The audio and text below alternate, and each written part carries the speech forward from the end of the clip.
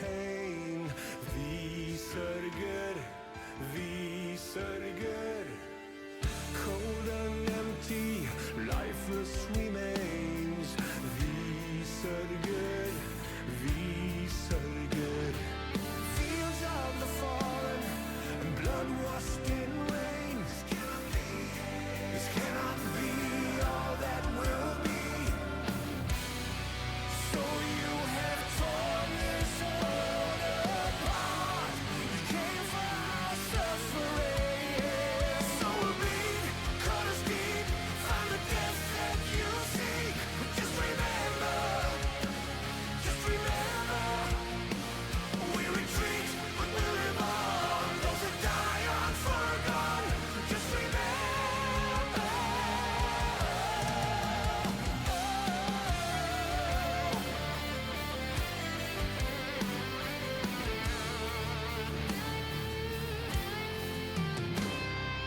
Gone is our home now, it's only memories. Vi sörger, vi sörger. Looking onto a life that can never be. What did you believe? Believe you would find. And so you have torn this world apart. You came for our suffering. So bleed, cut us deep, find the death that you seek. Just remember, we retreat, but we'll live on. Those that die aren't forgotten. Just remember.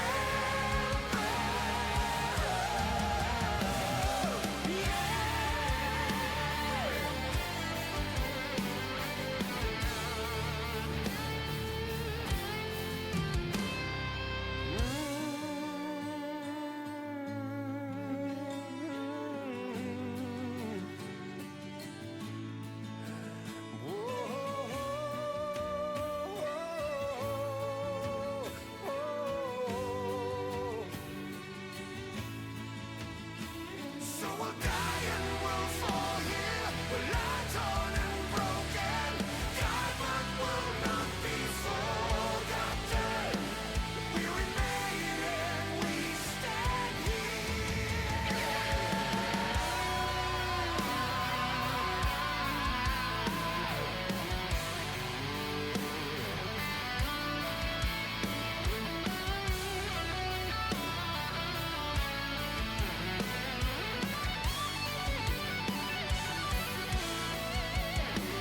So we bleed, cut us deep, find the death that you seek.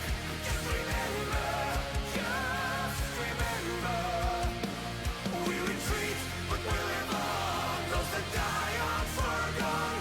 Just remember. So we bleed, cut us deep, find the death that you seek. Just remember. We retreat, but we live on. Those that die aren't forgotten. Just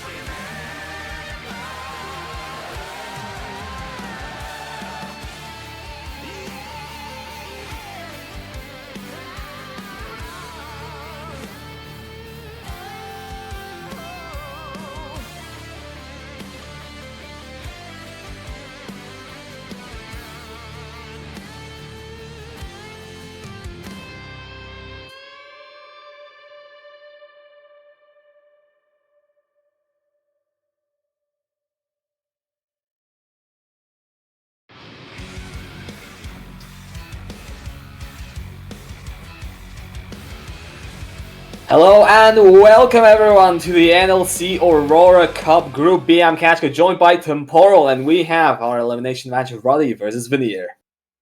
Oh yes, two NLC 1 sides, and it's Aurora Cup, so everything's a little bit different. Vying in this lower bracket run, the winner isn't even guaranteed survival, as they will have to face off against Gran Turismo in an all-or-nothing best-of-3 on Monday. But it's still Sunday. Kachka, how's your weekend been? It's been pretty alright, just taking a break, uni starting and all that stuff. But honestly, the Group B action just doesn't stop. We've had these teams already fall short just by one game, both of them 1 and 2. finding themselves in the lower bracket. And yeah, now one of them, that's going to be it. That's the end of the run in the Aurora Cup. It's a brutal format. I think there's kind of no other way to put it. And the fearless draft as well has made it slightly different now. We had an observation the other day that Red Side was doing incredibly well. I'm just quickly checking the statistics. The counter pick still appears to be the way forwards. Expecting anything crazy today?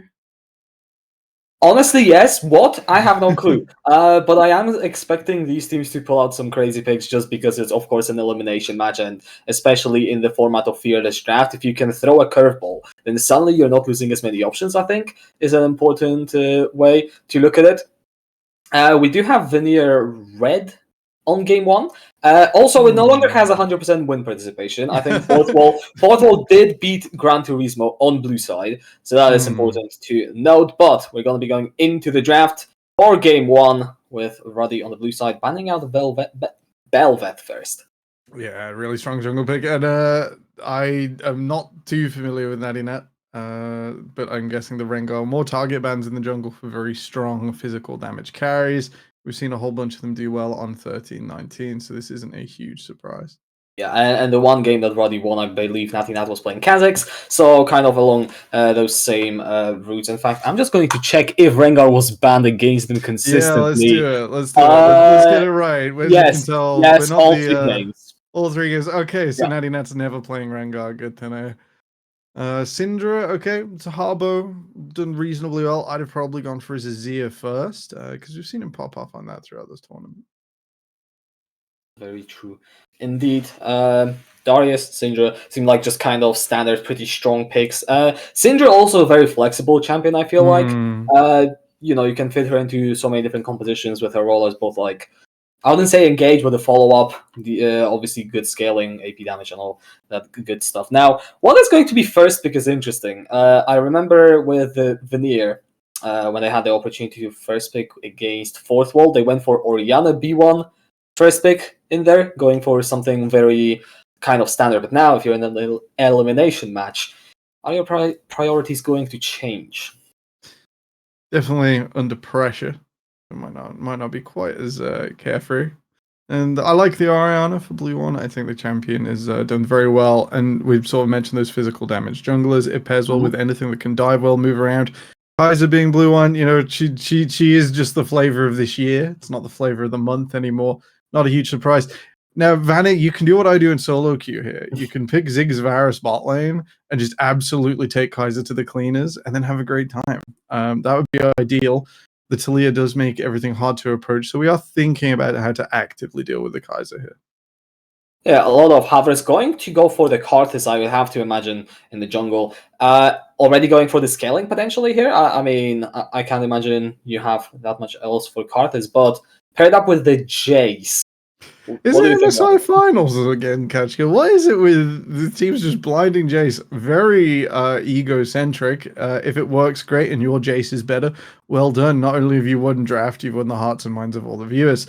If it doesn't work, if we see like a nasty Aurelia come through here, or like an answer to this challenge, this could get really tense really fast. The Jarvan has great lane access. If I'm the rest of Ruddy now, yep, something that can lock it down in the lane, something that 2v2s well, and that Annie will likely chase the Jace around the map. Likely, and also just, Tivers with the Cataclysm. Just a very annoying combo against someone like Karthus, who really doesn't have that much mobility or any way to get out. If that pick, of course, comes through, we still have a few more seconds there. And yeah, same line. The Karthus can stay over there with his Ring of Death, or he can be picked off and die before an opportune time to cast his ultimate comes through. So you're completely right. We're still 2v2 centric around mid jungle. Both of the junglers highlighted 2v2 well, and they were both kind of highlighted before. So now I'm wondering if this is a Karthus for the bot lane, perhaps for Liam Cole. Has had great teamfight performances. I'm not sold on any of this yet from Van Air. It's still very flexible. The Trundle has had good showings in top lane this patch. It just does just enough to counter a lot of sort of AD fighters. In the second round of bans now, we're looking at potentially supports from both sides, or setting up for your solo lane. Trundle in top, hinted at by a Jack spam. Definitely so, but as you said, a lot of flexibility, which was going to force Roddy to be very unsure of how to draft it. I know we keep going back to it, fearless draft, you can't pick the same champion you've already picked in the series. If suddenly Roddy's composition that they have right now is going to be completely neutralized by Vanier's counter picks, you don't get to play these champions. If that's what you practice, if that's what you feel comfortable with, suddenly not only do you lose game one and are immediately put in a do-or-die situation, some of the champions you practice are also off the board. So obviously, I would imagine Roddy have contingency plans, but flexible drafting on red side seems even more powerful in this kind of format. And then I guess Vanier just go for the dunk on game 2, no matter what happens to using up their best of 3 to the best of their ability and going further on draft with that. Because, if you don't have to think about Kaiser again, the patch does get a lot easier. That's really cool. Indeed. And let's see what is going to be the last one. We have the Alistar, which Alistar Kaiser pretty decent 2v2 combo and kind of fits with the whole engage setup. And Nautilus taken off the board. To be fair, you do need someone that goes in easily on the side of Vanier, and they're gonna opt for that in the form of Leona. Both teams splitting bans like the same way in phase 2 is really bizarre to me. I'm really not sure that with the Jax ban that like already were like, so they haven't picked top, they're defending top, and it's like, well, that might go over to the Trundle, and then they split into support. If you were gonna go for this Braum, if you were gonna have that engage in the bottom lane, all those are fine into Nautilus soon. So maybe not quite certain there.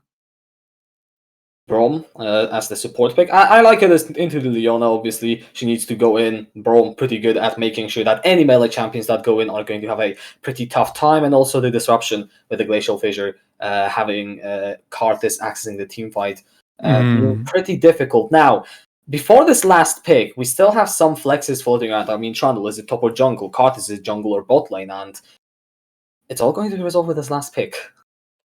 Okay, Aatrox very strong in the top lane, doesn't have the greatest matchup against Kled, so I like this. Kled's someone that benefits massively from Fearless Draft because it just keeps you free, and it's sort of always just below the surface in EU of coming through in the top lane. So the Trundle moved down into the jungle, and it will be a Karthus Leona bot lane. Kachka, what year is it? What year is it? Is it fresh rework Karthus? Is it 2015 right now? I mean, it does feel like that. I'm not sure if Kled was around in 2015. Definitely Kaiser wasn't. And we still had old Aatrox, but everything else is like, it does have old vibes to it. Something though that stood out to me immediately is this pivot towards Kled. There we go. Completely forgot the champion. They kind of did do it in game 2 against Fourth Wall, the one game that they did win, actually. And whereas it was a lot about setting up Liam Cole, this composition does have similar elements. Karthus is no Aphelios, but is the only magic damage dealer on this team. And you have crowd control, disruption. You've got pretty good engage with a charge. I think Vanier are possibly going for a similar strategy they did in game 2 against Fourth Wall in the earlier round. Yeah, it worked out for them there on Ruddy's side. Maybe a little chaotic, but then they've got the pieces to back it up. If the fight isn't super clean, the Aatrox very good at cleaning house and mopping up afterwards. The Kaiser just a perennial pick on the patch with decent backup. The thing I'm most interested to see how it works is Lysandrex. This can sort of fly high with great execution in 2v2 if you're opportunistic with those things. But can fall down. Also, the passive works really nicely with Aatrox. So if they do start draw a bead and get going in a team fight, things will get out of hand real fast. So quite excited. If Ruddy pops off, this will be a sort of big explosion. But otherwise, I think Vanier have like a more straightforward plan. I feel like they just kind of want to hit late game, whereas for Roddy, you have a lot of those moving parts. Your engage isn't the longest, or obviously nothing compares to Kled's engage in terms of range. I feel like I just have to say that, but Jarvan, Lysandra, you do need to get close enough, and you need to be in a position where carries can follow. Fortunately, Kai's really good at that, but it does rely on this Roddy marksman to be able to dish out damage. I feel like that's what I'm kind of looking at. If not, then sure, Aatrox can maybe pick up some of the slack. But if your ADC is behind, Roddy, I'm not too sure what the plan is from there. I'm going to be interested to see which way the Kaiser goes. Being so flexible, there aren't, that there's three main ways to do it. We got the lethality, burn through not huge health opponents, and we don't really have a huge tank on Vanir's side. So in my head, I'm leaning towards Draktha. If you want to be the pop-off LPL AD carry, if you want to cosplay ruler, you do need that AD build with the Kraken Slayer. And I think the AP should probably be out this game with Cronin being able to dish out much of that damage. So excited to see how that unfolds, because I think picking off the Karthus with the Draktha build just really presents itself as a exciting prospect. Absolutely, yes. We're only going to the Rift. Game 1, just 5-point cover from both sides. Neither of them making the first move just yet. As I say that, Natty not going to drop the flag into the bush. And I don't think either of these competitions is particularly leaning towards early invade, so it makes sense not to play it too risky at the start. I say as I'm being completely wrong, actually. Well, I think if anything, Reddy probably agreed with you there. I was like, oh, I could go flag this, I can go check. You know, Vanir waiting, trying to trap, trying to find something. And otherwise, a pretty gentle start. Interesting to see both laners going at top to bot, even though Aatrox's Kled quite explosive. The Kled probably wants to wait a little bit longer than level 3 before going all in onto the Aatrox. So both junglers will head to the bot lane. You've got that Leona there, and it looks like the 3v3 with both teams accepting. They'll see each other in this bottom lane before too long. They will indeed, Vanir, have the confirmation that Nantinat started on the blue buff. There is no certainty when it comes to Pipibat, but I would imagine both lanes probably not going to be worried about the jungle, at least in the first few minutes. And you can see Briefcase positioning very aggressively, trying to maybe fish for a stray Q wherever they can find it. Yeah, level 2 first for the Kled. Kitano, comfortable in the matchup. You sort of want your presence to be felt without going in for like level 3, level 4. I think the second point in, oh gosh. I don't remember Kled ability names, sorry world. Well, we've got the Bird Trap on the rope. Actually, Bird Trap on the rope. Violent Tendencies. Jousting, pretty sure is the E. And then Charge, capital letters, 9 Ace, the exclamation marks. Precisely 9. That's very important. I actually am not sure. It could be 7. It's either of those. All right. Oh, they're not capital. Oh no, it's A's. 1, 2, 3, 4. No, I you know what? I had my eyes tested yesterday, and while they're good, they're not that good. I feel like there are more interesting things we could talk about than the precise spelling of Kled Ultimate. For sure, but we do have to concede that bot lane is going to be a snooze fest unless everyone flashes and X drop goes crazy. Yeah. We are in for a bit of a snooze until 15 minutes, everybody at home. Through no fault of both teams taking this very seriously, and all of these champions wanting at least a major component before expressing themselves fully. Yeah. Katana doing well in terms of early push. Slight CS advantage, I think, adjusted for the wave. It might actually be 1. So we'll see if Shihan is able to, Shihan is able to get any, rather all of those minions. Yeah, just crossing all the T's, dotting all the I's. Give yourself the best chance to go forwards. I kind of like this from X Drop in the Leona matchup against the Braum. Braum benefits every time you go forwards, and it's not calculated. Yeah, we're just holding off to the side, being present. Pings over the map. Harbo teleports out first from mid. This could give Cronin the chance to trade heavy, call the jungler up. Looks like he's gonna Nantinat's gonna recall instead. And try and go into the next sort of laning part of the laning phase of the lead. Looks like it's just gonna be matched and mirrored. Cronin waits off of vision. Pipibat staying around this top side, going to take the Grump away. Nantinat on their way. I think. No, okay, Smite coming through. Yeah, won't spot him there. We'll spot the camp is empty. And yeah, Pipibat actually could be in a lot of trouble here. Flag and drag forward. There's the pillar trying to slow down Shihan. Flash has to be used anyways. Nantinat continuing the chase. Has a flash of their own. Is going to flash forward. The red buff slow. But Pipibat is near the turret. Here is another knockup flag and drag. First blood for Nantinat, and Katana, though, gonna make it a 1-for-1. Yeah, a little bit of overextension from 99, I feel. Getting the first blood on the Jarvan is nice. Getting gold onto Kled in a winning matchup is nicer, despite being slightly less without that first blood bonus. PP Bat maybe should have just respect flashed earlier on. I think if he doesn't take so much damage, doesn't take the chains, maybe he gets out of there scot-free. Potentially, but either way, kills were traded. Teleport now matched by Cronan. There is going to be a little bit of asymmetry, but we'll see if Veneer decide to use that small timing window that they're going to have in the mid lane teleports at any point in the future. However, with the current sort of pathing setup, both junglers are going to at least check Dragon. I think unless some sort of advantage is found by Cronan getting level 6 in the next 20-30 seconds, unlikely to be an immediate Dragon take. So if we are looking for the next exciting thing, potentially 30 seconds, more likely a minute or two to get in on that mid lane. Most likely. Kitana going to teleport to the top lane with a Kled. Of course, your ultimate allows you to move over the map a bit easier. Rank 1, not the highest effectiveness tool, I suppose. And yeah, heavy trading in the top lane, but Xian holding onto the flash. Good patience. Yeah, I think with the teleport was happy to try and hit Kitana there as he came back to lane. Now you teleport back.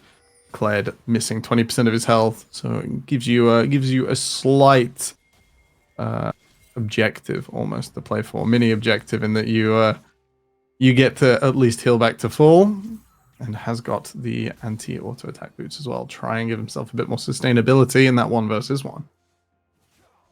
Yep, defensive early itemization from the top lane, just trying to essentially lessen Kitano's impact at 1 kill. Not really mattering too much, I says ultimate going to be used, but just the hop over the wall. And yeah, Kitano definitely trying to feel confident. There's a gank happening in the mid lane. Harbo can barely move, but it's going to manage to stay alive. The turret doing a lot of work there. And here comes the ball lane. Flash forward. X-Drop finding the Zenith Blade. Flash away from Cronan. The Ignite is down, and that is going to be the kill, going to Very Bad. Yeah, you could see that Ruddy identified that win condition of getting in on mid, and while Liam Cole is a bit exposed, that huge amount of advantage in mid lane going over. Exhaust down, Briefcase Man taking a lot of damage. It is going to be a trade, and no Requiem was available, but I don't think it does that much damage necessarily. Okay, fighting all over the map. I see what's happening here, but it seems like pretty bad. Maybe a bit more than they can choose. Xian continuing this going. Flash fall through Kitano now under the turret, dismounted. Over to half of the bar, trying to do a few more. Oh, here comes the Requiem. Oh no, it's a double kill. Liam Cole says, thank you very much. I'll take those. And Veneer off to a good start. And a kill onto Adebayo. You know, I'm sure there were 0 kills on that board as of like a minute or two ago, or like the 1-for-1 for level 1. Yeah. Suddenly 8 takedowns by 8 minutes. We're accelerating through this mid game, everybody. And I think it's all got to start off in the mid lane. You know, Cronan and Addy Knight, they were like, yeah, we got to kill the Jace. We have Glacial Tomb now. We got to go forwards. This is what the Lyssandra's for, and it will get us into the Dragon nicely. Vanius in the bot lane up. So they lose their marksman in Karthus. But win that mid play. They're going to take the Herald off of the back of it. And, oh, man. Like, everywhere. Everywhere, Kachka. It's just fighting all over the place, right at the same time. But the end result is that gold-wise, we are fairly even. First item finished on the Kaiser with that static shift. So, okay, never mind. I was going to make a comparison, but we have the Liandry's finished as well. We see the goal is... Huh. We'll be back in a second. We're just going to... I don't know. I didn't push B. I promise. Okay. Okay. That's all right. That's all right. Yeah, League of Legends is happening. Exactly. The client has no bugs. It only has features. Remember, guys. Yeah, I think this is server side almost certainly. Anyways, that's all right. That's all right. So both of the bot laners matching first items. Liandry now for Liam Cole. I mean, that double kill absolutely massive when it comes to making sure that Karthus can keep up pace with Kaiser as we enter the early laning phase and go toward. Yeah, it's sort of crazy with this item that like Kaiser's wave clear now outranks Karthus so much of the tomb down in mid. Yeah, that has to be the kill. You have to imagine Flash, but no, the Cataclysm is going to make sure that Harbo goes down. There was an attempt But not yet, committing the flash. It's going to be safe there. In response, Kitano should be able to take one plate top. Alright, so a mild cross map from Benny. They will get at least half that kills value back in that gold, with PP-Bat defending the plate in mid. I think this Jace is going to be really exposed. You know, we've seen it time and time again that you can just get onto a Jace who's a bit too far forwards. Teleporting back into the wave, going straight out to Cronin. Yeah, Harbor, they're trying to knock Cronin away, so they'd be unable to take the glacial path, but it seems that they didn't quite work out. More fighting happening in the river. Briefcase Man blast calling over the wall. PP-Bat and Harbo collapsing in from the top side of the river. Solar Flare going wide, and Veneer open position on the dragon. Their own vision. They are going to start it. Alright, Cronin doesn't have that TP yet, as we mentioned earlier. That sort of asymmetry in the mid lane. Harbo using his first and holding on to that advantage means that Ruddy can't get back for this play. It will concede the first dragon. It's a Chemtech, so it's not the end of the world. But might be useful later on for sort of Aatrox and Kled Trundle as well, as they sort of refuse to lose in the last few hundred health with any healing measures. So we'll keep an eye on that catch. Anyone not dying below 100 health, we're blaming that dragon. Obviously. I mean, yeah, it is part of the difficulty of trying to assess the different dragon efficiencies. I mean, even with Cloud, you know, how much DPS are you getting from getting into the fight a second or two earlier. With Chemtech, I guess the effect is more obvious, but still, it's somewhat hidden. If you're it's hard to spot. I think that's a lot of people's frustration with it. I have won and lost games on Chemtech Soul that I can like very easily illustrate, but it doesn't go bang like the two favorite dragons of Infernal and Hextech. So there you go. Indeed. We love our graphical effect. Absolutely do. Kitano is moving down. We have another fight breaking out. Briefcase Man going to get stunned up. Requiem down, and that's going to be the Andrew Baron. 4th kill for the Karthus. You gotta be careful if you're Ruddy. Yeah, this is you know, you want to get your Kaiser going, you want to get that team fight going, and it looks like the Karthus is just running away with this early game through consequence of the top lane. Cronin in a lot of trouble, and Harbo just kills him 1 versus 1 solo in the mid lane. Oh. And here comes the charge, trying to zone that in other way. I mean, conservative placement, but obviously you can't blame the Kled for doing that. And first tower in the bot lane. Veneer, 2,000 gold lead, 12 minutes in. They're really starting to break this game open. Alright, we didn't do predictions before we started. However, I'm going to add our producer.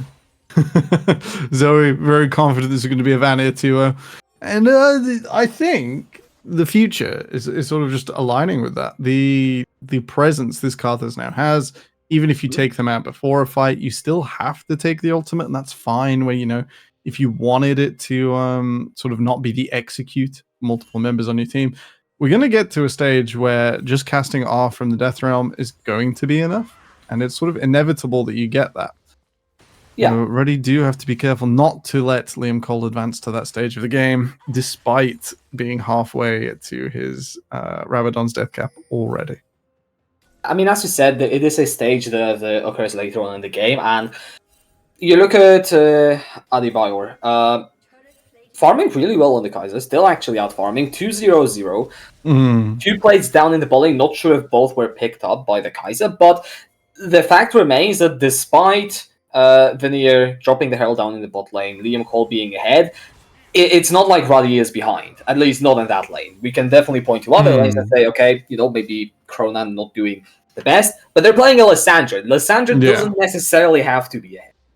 No, she's going to contribute through the passive and through locking down of someone else more than herself. I'm a little bit worried that this sort of AP Kaiser might struggle unless they consistently find the Jace and the Karthus with W's. There you go. So it's only a little bit of damage for now. The Nash's Tooth on its way. We get to see how that changes. Indeed, Veneer now controlling the top side river for this Herald spawn, you have to imagine. Tier 1's in the mid lane. I believe, I'm not sure if it was game 2 or game 3 of Veneer versus 4th Wall, but these have stood for a very long time. Oh, yeah. So, it was game 3. Tell a lie. I watched that game. That was a lot of fun. Yeah. No, wait, we cast it, didn't we? Help me. So, gosh, it's been a week. Certainly have. So Veneer, hopefully we'll be able to break it open. Teleport committed bot lane to prevent the cross map, I suppose. Not sure if Kitano can actually stop the start from going if Natinat decides to Yeah, follow not up joining with- in for now. Get some deeper vision. You know, I think Chrono still might get this with the waves. Kitano's wave clear not up to scratch with a control mage like the Lysandras. Mhm. And multiple members of Vanir grouping around their red buff. They are doing the Raptors together like best friends, and the dive comes through. Yep, there's the Frozen Tomb. Kitano trying to actually get the remount pretty close there. Krona has to get the hell away. Teleport coming through. Harbo looking for the kill. Manages to find it. Will be bursted down themselves. It's now a 1 versus 4 for Kitano. But the Requiem is coming down. X-Drop is there trying to save his top laner. Kitano dismounted yet again. Trying to flash away. Follow through. And Adebayor is going on a killing spree. X-Drop. Will they be able to survive? The Leon in a very precarious position, and Ruddy do manage to get a dub in this fight. But Veneer, they don't fall over. They're going to take not only 1 tower in the middle lane, they're going to take 2. All right, Vanir just about managed to hold on and sustain their gold lead through a team fight loss. Harbo teleporting down, maybe not the best use of it to charge into the unfortunately waiting arms of Ruddy, going 1-for-1. Liam Cole still 4-1 after that play, so we should highlight that while Ruddy did a lot of trading, none of it went over onto the Karthus, who was already accelerated. So relatively, they're catching up now. Absolutely. If we take a look at individual gold, yeah, the lead in the ADC position is just 500. So that tells you that, Kaiser is in a pretty healthy spot. Unfortunately, looking across the board, not too much other good news. I mean, Shihan is ahead marginally over Kitano, which you love to see. But yeah, the mid and jungle lead starting to grow in favor of Veneer. Yeah, it's really going to be difficult to come back. Like, if you have the Lysandra and like Viego Jarvan, sort of like the best to sort of pair with it, you need to actually win the 2v2 you're favored in. Else, the control mage needs to farm a side lane later on, even though they'd rather be in mid, unless you have a very special AD carry. Not the case here. And they're going to sort of slowly fall behind in that lane as the Jace continues to do fine insides. Aatrox actually probably enjoying being far away from Kled right now. Doesn't mind the Jace matchup so much. And with sort of that movement around the map, we want to see Ruddy create another team fight, more chaos, like we saw in that bot lane dive, something that the Aatrox can really enjoy, and from there, push forwards. Yeah. If you're Veneer, we are obviously like entering a stage of the game where no neutral objectives are spawning for the next 2 minutes. There isn't much reason to fight, but you have broken the enemy mid lane just completely open.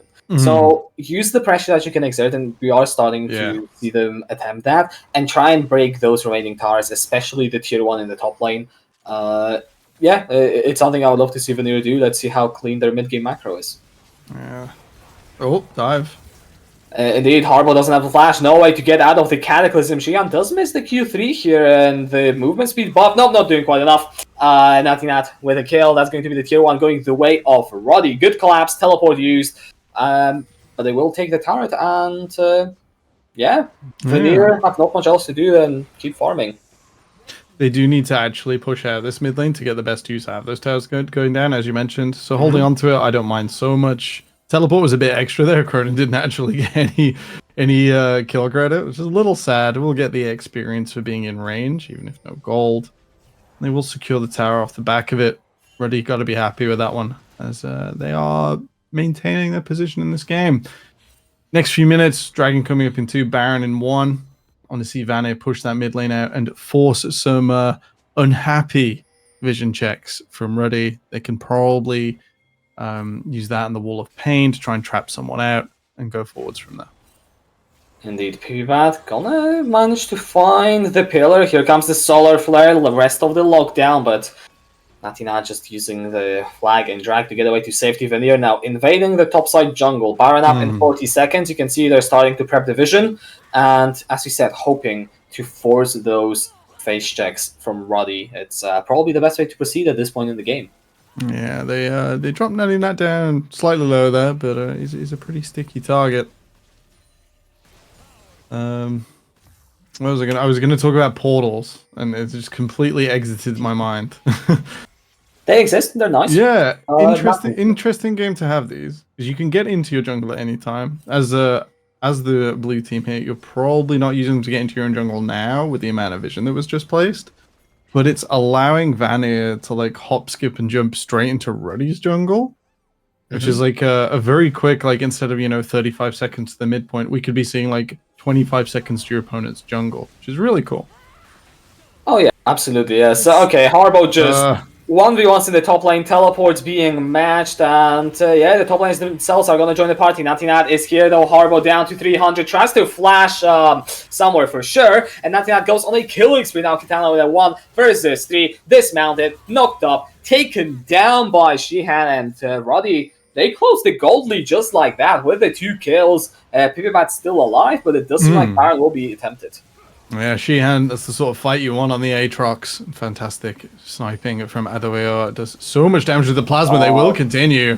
Flash away, and Liam Cole shot down is going to be there in the dead form, but you have to feel like this fight not looking very salvageable. The Requiem will be used just to hope and pray. And yeah, Pipibat and X-Drop very much on the wrong side of the rift. X-Drop going to be taking Roddy on a ride around the rift. We're sightseeing all the locations here. Yeah, a bit of a detour. Not the way you want to be going. And I think, was that a full wipe? Did Roddy just take 5? No, Pipibat survived, but they Pipibat survived. Yeah, they took 4 over an extended trade. That's even better than it looks. Vanir rush through. They're going to start this up. Roddy are here, but they've used a lot of cooldowns and their health bars aren't full. Yeah, no resets also from the side of Roddy, and Cronan will not decide to take it. Just fakes out Natinat going over the wall. And Dragon will be secured by Pipibat, but it's a 3 versus 5. Resets be damned. Harbo goes down. Liam Cole putting down the wall of pain, slowing Roddy's advance, and it will be a Dragon for a kill. But Roddy, they got the taste of blood. 2,000 golden lead now. They just keep going. They keep taking those fights, and they're winning. Yeah, it's coming about in a very weird way where like Natinat normally dives in, Vanir are like, yeah, kill him quick. We can sort this out. We can get Shihan down. But the patience of Roddy and being able to play around people arriving with the vision they do have, even if their owner's being attacked. My God. Okay, Extra just flashes in straight away. Liam Cole now. Does he have enough damage? Pipibat trying to buy time for the Cardis to the work. Here comes the charge. And Vanir are trying to extend this fight. Roddy, low health bars, teleport coming in from Harbo. There's a recall coming in on the side, but that is going to be the shutdown. And Cronan teleports in. But to what? Briefcase man, no health, no mana. And Vanir now. Without their jungler, yeah, you can't really start this Baron like that. That was a cool fight, good turnaround, but unfortunately nothing to show for it. Yeah, they are going to push out the top lane, but it is small wins with the Shojin coming through for Natinat. We're going to have a huge 2-second cooldown on the Q. So not a lot of armor for Vanir, and knockups after knockups after knockups. Really interesting that fight. Liam Cole was not able to do enough damage, and Adabio, we said we want 2-3 items on the Kaiser before we really get going. The Rage Blade coming through. So I kind of like this build in that it gives you the best of both worlds. Means you don't have to be picky. Means you can't sort of be played against very well. As the poke damage is great. It's a little bit shorter than the AP version, but it allows you to auto attack pretty efficiently as well. And I can't believe I completely forgot this one. I was just like, yeah, the AP builds. No one does Ginsu's anymore. With that finished in a few minutes' time, as much as the components already. Really excited to see how the 5-0 and 4 ready 80 carry fights again. Indeed, Kitano going to eat a third of their health bar, and Liam Cole is going for a recall. Have health on the Karthus. Of course, you don't really want to start a fight over the Baron in this position. And it feels like Vanir are just trying to keep throwing the kitchen sink at Roddy, and Extra is now going to be caught out of position. Nothing really to do here. That's one of your more reliable engages now gone without that solar flare for the next 27 seconds. But Roddy trying to beat out the face check. A little bit of a fake. They are in vision. And here comes Xian from this side. Natinat flying in through as well. Adebayo for the DPS, and the Requiem is going to get a kill. Good job there. 3-4-1 overall. Roddy, low health bars. I don't know if this Baron could be risky. Xian has Xian's TP, on he his has teleport TP. Yeah, and never his mind. passive. So, looks like he's just going to go straight for the passive. This could get ugly if Vania commits. There is the charge from Kitano, just feeling really if there is any way to approach the fight, split into two fronts, but Adebayor is going legendary already. Double kill, X drop on the side. Did not have enough damage to kill Xian. I mean, I am not surprised. You are a support trying to 1v1 an Aatrox. Yeah, this just was never going to go any other way. It was so tempting, but not quite enough. Vania cleaned up as ready, come together, hide their carry behind their front line, and there is more than enough disruption at this stage to allow this Kaiser to absolutely pop off. Great patience from the ready side. Man, Shihan's flank, I think he snuck up on both of us, right? Oh yeah. Just ends up showing up, and it's it's enough to put Roddy in the driver's seat. The early game, I mean, they didn't seem to really find their stride. We were questioning, what's going to happen. Like, yes, we always knew Kaiser's doing pretty well, and Adebayor 3.5 items, 9-0 and 5, absolutely. I want to say solo carrying this game because obviously Natinat and Xian have been playing these fights really well, but when it comes to the damage output, is always there reliably. And now Roddy, 5,500 gold ahead with the Baron buff, starting to take down these towers. It is dangerous if you're Veneer. I mean, I'm still on the side that the Karthus will eventually scale, but with how Roddy are playing this game, I'm not sure if he'll be given a chance. Just got his third item. The Shadow Flame does add a lot if targets aren't holding magic resist or through the middle of their health bars. So you tend to get a reasonable amount of efficiency out of it.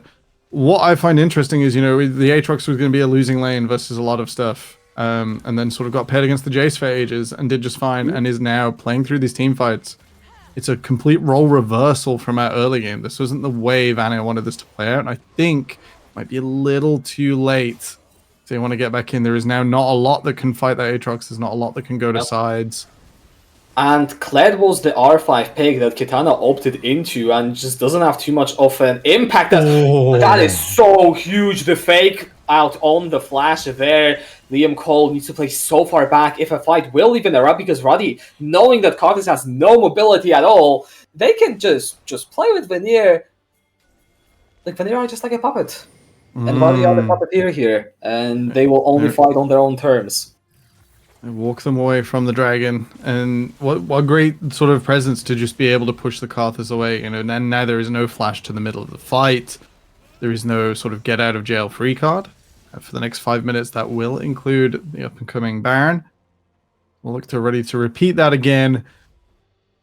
And I'm just reminded from draft, this Jace, if you want to do it LPL style, if you want to be a scout or knight, man, you've really got to make it work. And that R2 Jace in the blind, 3-6-1, not having the desired effect, something that could push forwards, that could kill this Kaiser, and they just have not been able to make it work.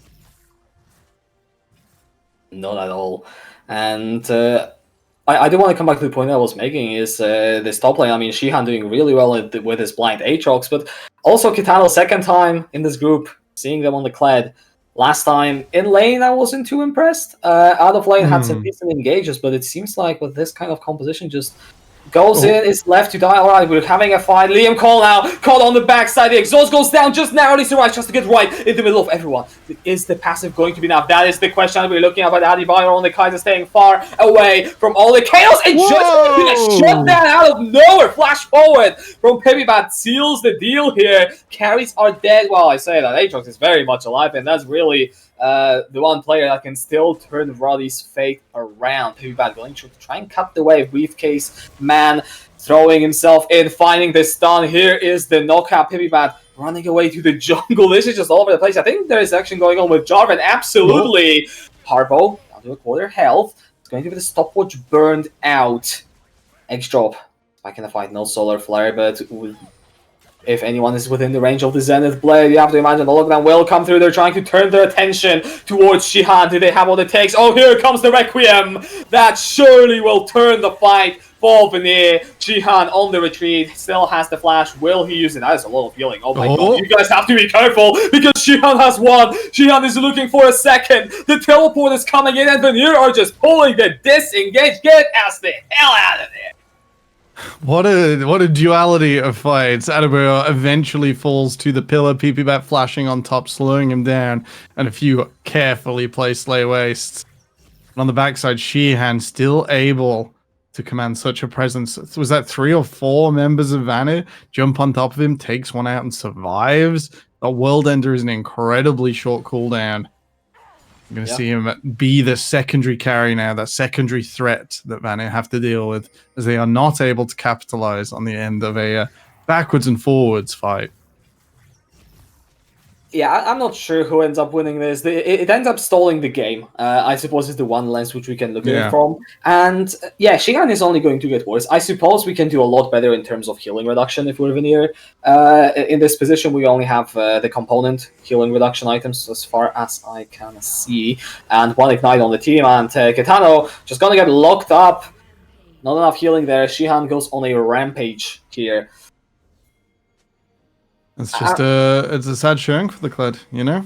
Like we were so excited to see it. It's the best place to have it. And I think without like a reliable dive buddy, it's kind of suffering here in this game 1. And we're not going to get to see it again. Rather unfortunate. And we really have to give props to Roddy. 1 fight, and they just keep going all in. No, not in a bad way, of course. Calculated, they know how they want to play their fights. And they have not let go of the game ever since. Also, Spear of Shojin finished for Shihan. Yeah, it's a really good item. I think with that now, like, it doesn't do ult cooldown as much as everything else, but let's actually see if he gets to weave any auto attacks in between those 3 Qs, because at this stage it might just be faster to just mash your keyboard, Halbo and X-Drop running for their lives from Ruddy's top laner. I mean, they're the ones that initiated, and I think very quickly realized there's no way. Go back!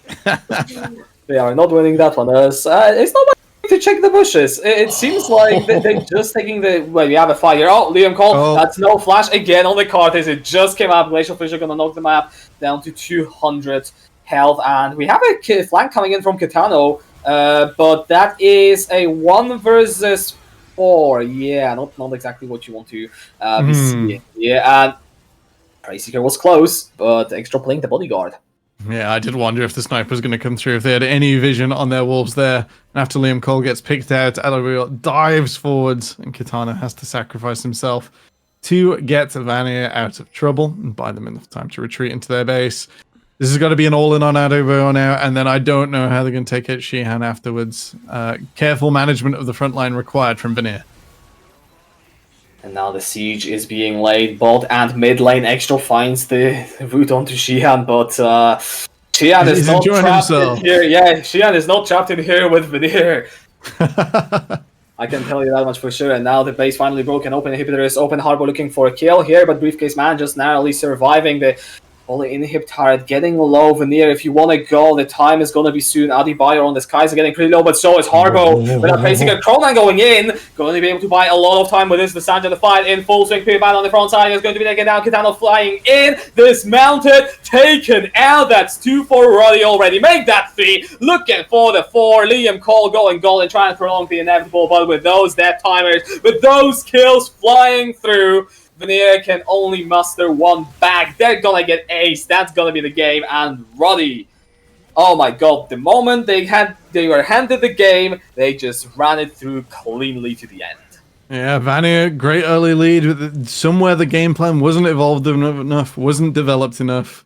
They managed to unfortunately drop the ball, and Roddy held on. Yeah, you're right. They never gave it back. You know, they caught it and like, you made this? I made this. They go forwards to an excellent game 1 victory. Congratulations, Reddy. The pressure is now on. They can't be picking the Jarv and the Kaiser, these sort of big patches now because of the Fearless draft. So in game 2, how will they adapt?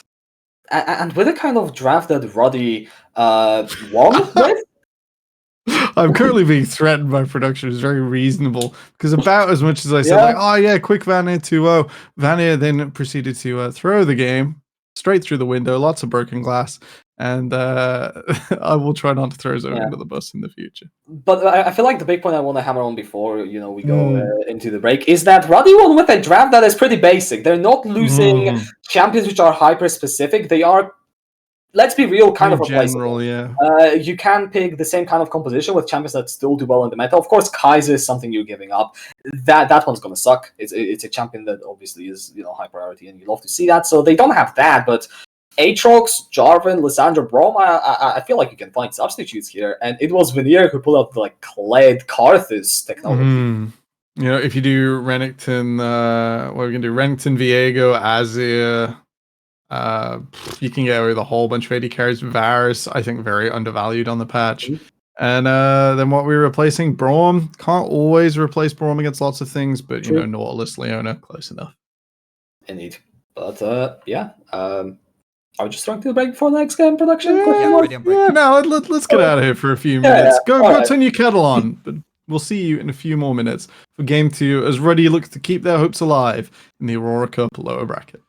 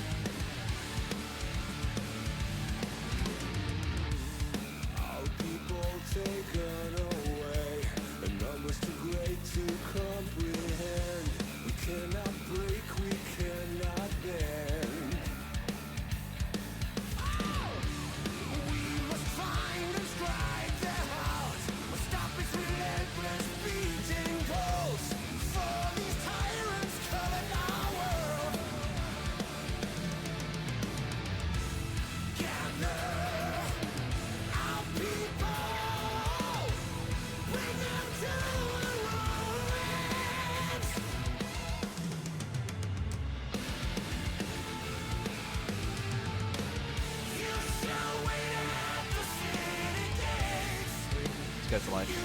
Welcome back after the break, everyone. Roddy took a game 1 win. Really impressive, really clean. Wouldn't say from start to finish, but definitely once they got their real comments there. And now it is Veneer. No more mistakes to be made. You lose here, you're out. That's it. End of the line. Yep. It's fearless draft. It's going to be fearless game, I think, from Vanir. They led. They got started really well in game 1. Didn't see it through. Maybe a bit of nerves. Maybe the execution only went up to minute 15.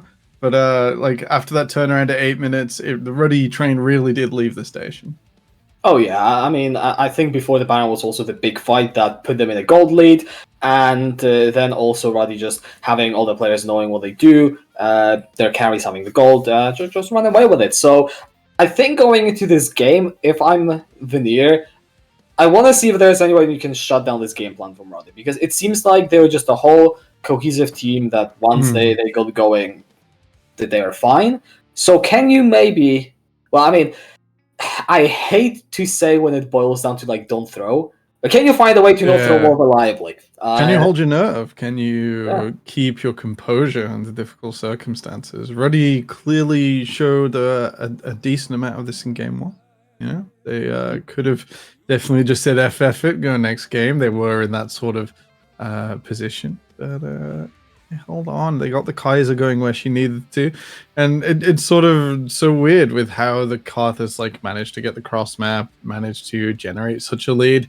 They weren't able maybe to put the Karthus front and center from Vanir's point of view. The bounty system, which hopefully will be gone next preseason, we can all cross our fingers together, really doesn't suit Karthus very well. You want to die once at the front line, but if you've generated your lead, you're then handing over like a grand to potentially a Kaiser, which is really rough.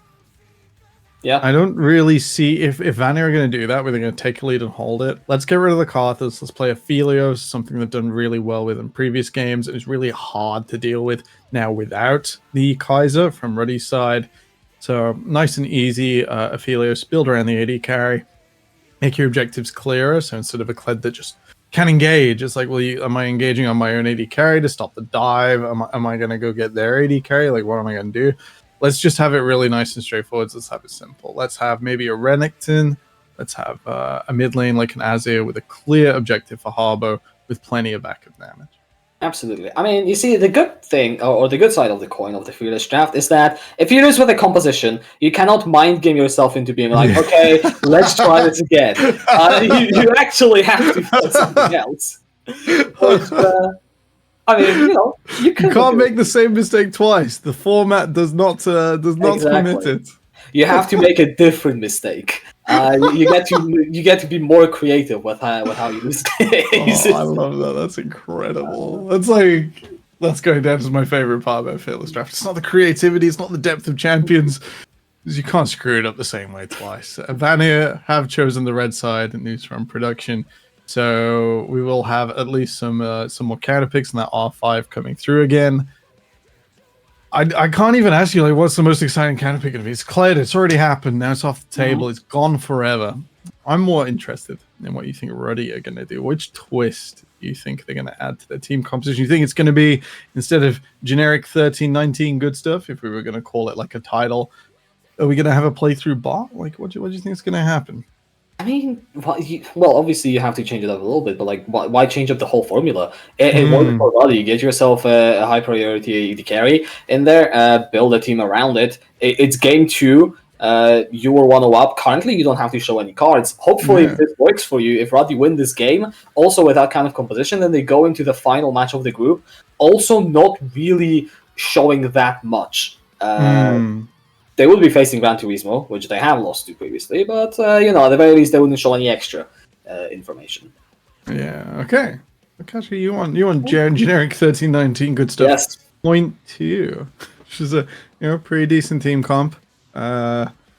Struggling to think exactly which way they do it. Probably Talia, seeing as both teams are flashing it. It should be contested in this matchup. Now that we're sort of reaching down, you want to not permit a Viego, not permit a whole bunch of jungle picks that don't go into it very well.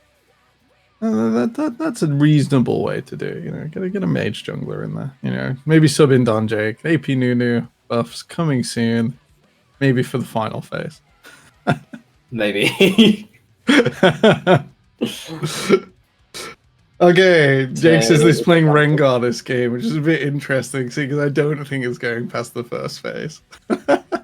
No, it was banned. It was banned first in all 3 games that Roddy played in round 1 in this group. It goes banned last game, so it's probably going to be banned all throughout. I am trying to look at other champions that Roddy played. Zyra Khan is still on the table. I remember in the series of Veneer versus Fourth Wall, Zaya got picked and Rakan was denied by the other team in the first 2 games. So when we got to game 3, it's like, okay, well, the lowest G was off the table. It is not now. You can just, well, if you first pick Zaya, of course, you run the risk of the other team denying you the duo, but Zaya's a champion. Kind of still works. I kind of like the Zaya pick first as well, because like Rakan wants to live in that zone where he's like just in front of your champions, just there to be annoying, and Zaya's pullback just so effective against it. So it kind of, the Zaya pick first does kind of make the Rakan more difficult, but otherwise, I think I've got Rakan for people than you pick'ems. I haven't really finished mine yet. I've got Rakan as my most banned champion at Worlds on 13-19, just because of how outrageous the champion is to deal with. Very true indeed. I wonder when we're going to get into the draft. It is that point where it's something in the back of my trademark. Yes, definitely soon. Alright, okay, okay, Vanir already. Ready up. Yeah. Get in here, ready, and then we'll be good to go. Alright, let's see. What other champions could we see? I'm just going to scroll through the past games. So, we could maybe see an assassin. So I see Natinat played Jarvan, Belveth, Kha'Zix. Or, well, Jarvan, Kha'Zix, Belveth, if I'm going in order here. You called the Kha'Zix in the Belveth ban last game, so quite interesting. Yeah, something we could potentially see. I mean, it doesn't play into like the setup nearly as much, but let's be honest, that was a really powerful Jarvan build. I kind of didn't talk much about it, but that was diving into the backline, blowing up target, just doesn't care. Spear of Shojin, second, maybe third item, and you can absolutely do that on the Kha'Zix. In fact, I argue it's probably better on the Kha'Zix in many instances. I actually haven't played Kha'Zix, but yeah, you'd think 13-19 Shojin, he's good to go. He's ready, just like this draft. Absolutely, same size. Belveth banned away by Roddy, actually. They're not going to be taking that. Shows that maybe they're not looking to first pick it, potentially. Maybe we got the Zaya prediction right. It's so strong on this patch as well that even if you haven't seen PPY play it, I'm sure he does play it. It's just such a risk on the clapback after blue one to lose a Belveth there as well. Bans exactly the same. Neither team willing to concede that their previous draft was the issue. Well, the bans can stay the same, but ooh, I like this. All right, that Olaf made no sense in the second phase. If you really fear it, getting rid of it in the first phase, much more efficient. Yeah, so that's the one switch up. Let's see, Veneer last ban. What do you get rid of? Surprisingly, Kaiser's on the table.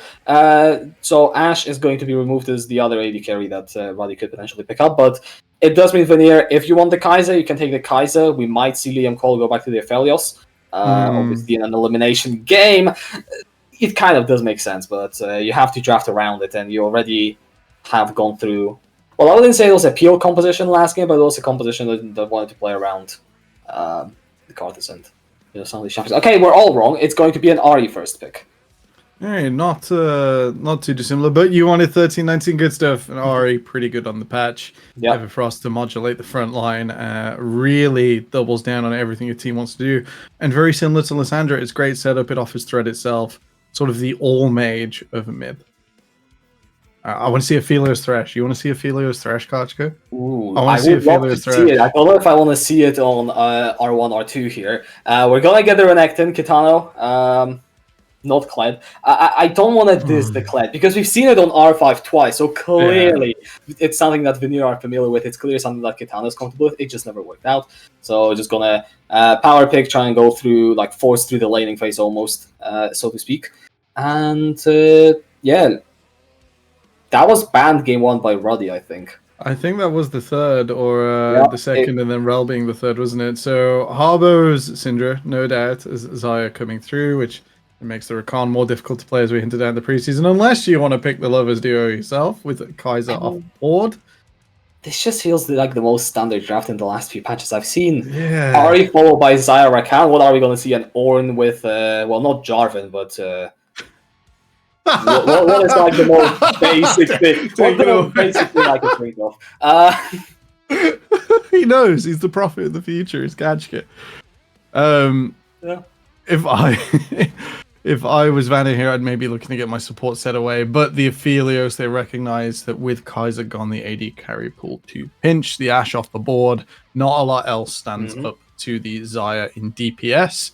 If I'm ready here, remove safety for that Aphelios, get the Thresh off the board, and then let your Ahri wreak havoc in the mid game.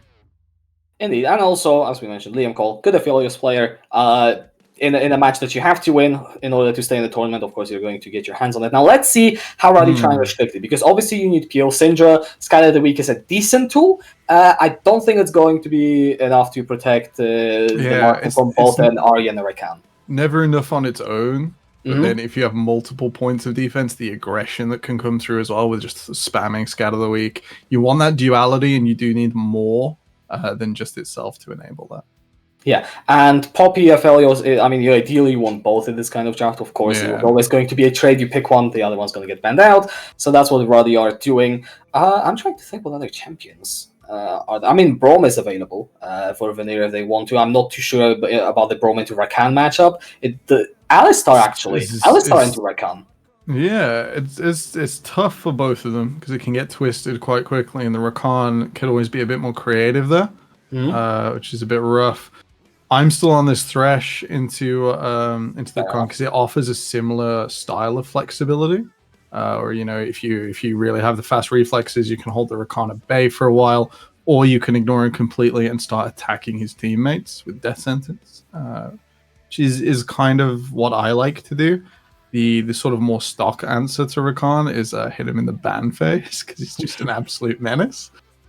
I think the Nautilus, it offers that sort of Thresh attack angle the same way. Not as much creativity though, but you do get the two abilities. You get a hook and depth charge, and then hopefully hooking in. Yeah. No, it's a there we go. There we go. We knew that was going to happen. Yeah. Okay. Come on. Ornn with... What do they need here? Unless they do Ornn Kazakhs. It's going to be funny. Ornn Kazakhs would be a decent 2v2. Ornn kind of weaker than his previous god mage state in the top lane. Still has a reasonable time against the Renekton. It's not a big twist.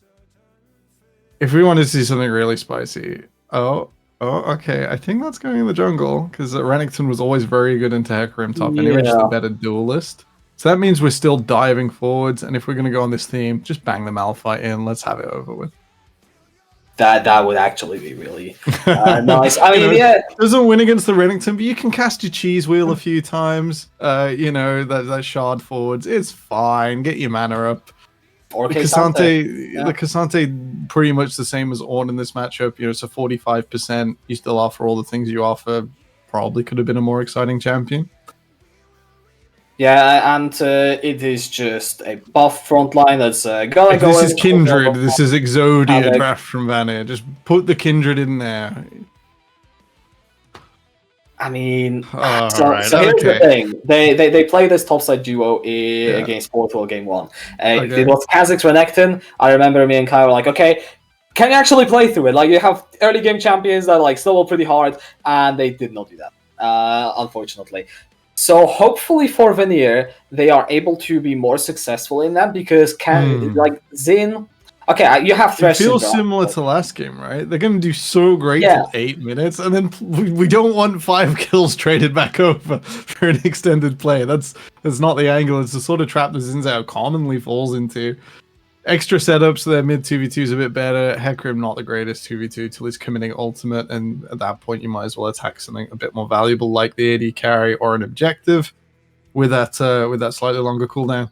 Quite exciting. They're really holding bigger pieces, and I don't think they're going to struggle as much in the early game, whereas Vanir are susceptible, but have the Aphelios insurance. It's way more reliable than Karthus. Yeah, and they also have like a more natural way to play into it. I think if the top side can manage to get rolling and then play into the Aphelios later on, that's alright. You obviously don't have to go full protection. I feel like Synchro Thresh should be good enough on their own, really. So I see what Vanir are doing. I think they've given themselves almost the best chance. I really only say that from results from round 1. I have not seen this Renekton Xin really pop off. So I really hope I'm going to be wrong. If they do lead with it in the early game, I think you bang on right. I know it's just gonna go to late flips, like in my heart. Whether it does or doesn't, I'd be so worried. I probably would have chosen something like the Kindred. Then maybe it's a bit special for PvBat. I'm not sure. Let's see if this Sinzao can get the ball rolling and attack that top lane, as it's already won Vania 0 in the lower bracket elimination match, the NLC Aurora Cup. Are going to be loading onto the Rift, and yeah, just kind of to hammer on that point again, Roddy going for a composition, which I don't feel like reveals that much. These are all the champions that you look at a team that you know is playing competitive. You're like, yeah, you probably should be able to play this kind of stuff. And being one game up gives them a lot of flexibility to lose. Well, sounds really brutal to say, but No, you know, if you're Roddy, you're spot on though. It's not as versatile. Man, like Shihan just showing himself there. Just a bit of gameplay for us. As neither team committing at level 1. I think if Vania wanted to invade, they maybe could have. It probably would have ended with committing flashes. And I noticed we don't have a utility tree first on X drops. That could have left bot in a bit of a sticky state. We're not going to go for it. Not going to risk their match with their back up against the wall.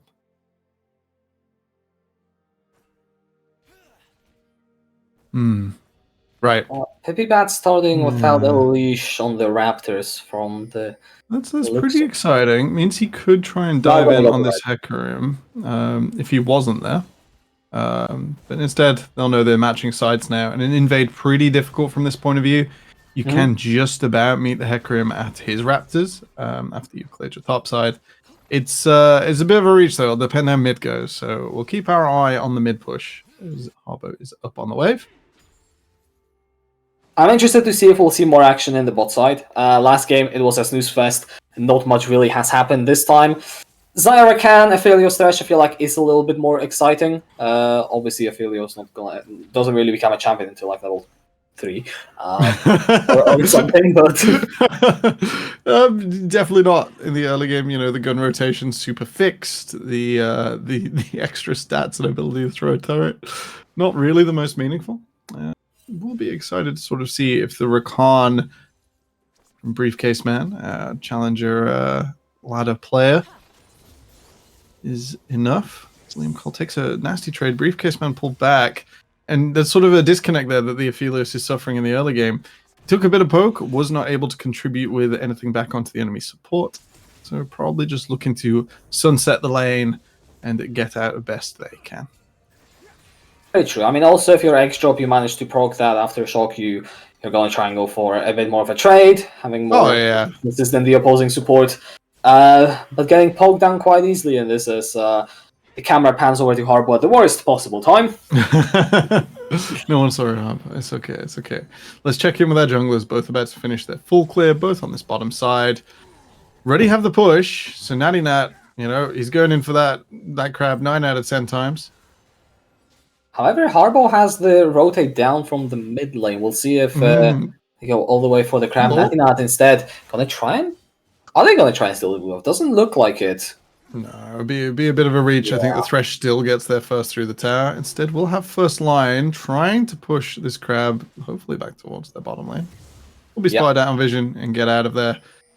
At this stage, you've done your classic. You got 28 CS on your jungler. Most of them want to go back. I'll be interested to see if Natty Nat goes for the Tear of the Goddess here. I'm not a huge fan, but it does allow a bit more scaling damage out from the Hecarim. No Tear, so I like this. We're just going straight for AD. And of course, Boots give Hecarim AD. It's a great time. Yeah, well, if we're gonna see any kind of fight between these junglers, then going to have a bit more of the edge. Although, no, I think the health crystal is probably more value than the boots when it comes to just raw fighting stats. Obviously, though, move speed and Natty Nat is positioning for a potential top lane gank. I mean, if you can burn the flash, that will work. But Kitana playing... Wants Kitana to blow the slice and dice here into that minion wave, with it being the last minion wave, but PvPat's waiting! Yep, Natty Nat is going to scout out his opposing jungler, and one of them just in a tense standoff. PvPat... Oh, his Cronin. Might have to use the flash. Yeah, Cronin coming in over the wall. It's going to... Why would Flash just go on the wall. Sort of blew his offensive positioning there. Maybe assuming that Kitana was a little closer and they were going to try that on the wall. And yeah, without Cronin holding on, flash burned, and not a lot gained for it. PP-Bat won't have his, but still has the numbers advantage. Yeah, this Gromp is getting reset, and PP-Bat just going straight for blood here. Natty down to 200. Kitano slices over the wall, dice is back in, and the invade continues. Natty too low to really stop this from happening. Yeah, it's Mission Gromp right now. Stopping the Hecarim farming, a good way to stop him being that sort of omnipresent powerhouse in the later game. It's just one camp though, and that's a lot of fuss for not a lot of material gain. Indeed, and also Cronin now 10 CS down. Harbo just able to farm it up in the mid lane, and yeah, this attempt there from Roddy. They do lose a small bit of tempo as, okay, we just have a kill in the top lane. Alright, that one went slightly wide, that's okay. And yeah, it looks like, if we're going to guess, Shihan went for a little bit of Cassante gaming. And yep, his ult used as well. As we might be about to jump back, not 100% sure. In any case, the Cassante wants both players to go real low on their health bars, unleash his ultimate, get the Omnivamp in, and just be that 1v1 powerhouse. It doesn't lose health, does loads of damage. Unfortunately, the Renekton likes to live on low health as well and heal himself up, so it looks like a bit of a flash surprise play from Kitano. Good job. I mean, coming into this game, I put a lot of question marks on Kitano, whether he'll be able to perform, and so far, solo kill in the top lane, healthy CS advantage, doing pretty good. Yeah, I can't argue with it at all. The Renekton needs that presence to remain relevant later on, where at least Shihan on the Cassante will have a mini Malzahar ultimate, being able to hold someone still while he transforms. The Bramble Vest here is like a very standard thing. Normally, it means, you know, you're on that path to not being as strong as the Renekton. Elsewise, you know, you could go straight into components here, the Runic, normally, if you have a bit of a lead, and try and traverse out of the lane that way. The CS lead in the bottom lane for Liam Cole has, for Adebayo over Liam Cole has stabilized, and poor Natty Nat. He's not getting to play in his own topside jungle.